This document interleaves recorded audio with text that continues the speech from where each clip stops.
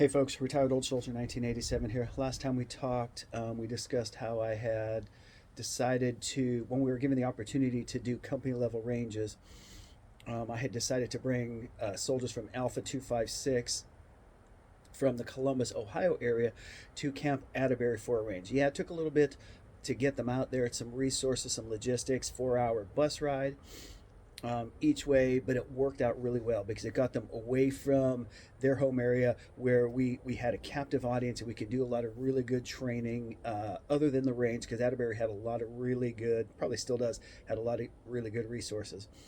Um, and I bring this up because, funny enough, Camp Atterbury was the place where I received the worst ass chewing in my military career. Now, you would think maybe it was, several 10, 15 years prior. No, it was not. I was a first sergeant. So we had just gotten on ground. And I had the soldiers in formation, and I was trying to direct everybody how to get to where they were going, what they were doing, get that information put out in formation. And there was some folks off in the distance waiting to receive their weapons, to draw their weapons for the range, and they were being pretty loud. So one of my platoon sergeants went over there and asked them to quiet down so that they could hear what was being put out. Apparently one of those soldiers that was a senior officer, field grade officer, lieutenant colonel, didn't take kindly to the way that this staff sergeant had spoken with them, and decided to go to their detachment OIC and told them that they needed to put this soldier on KP duty. Well, the detachment OIC came to me and the company commander and told us what this lieutenant colonel had said, at which point anybody who knows me knows I said, hell freaking no.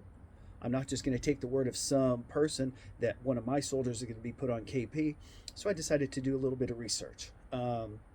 And I dug into it, and I did some investigation and talked to some other people to find out what was going on first. I'm not that guy to just take somebody's word, especially somebody I don't know, just because they have rank, and decide that I'm going to listen to what they said, especially when it comes to disciplining one of my soldiers. Folks, we're getting close to the end, so this is going to require a part two.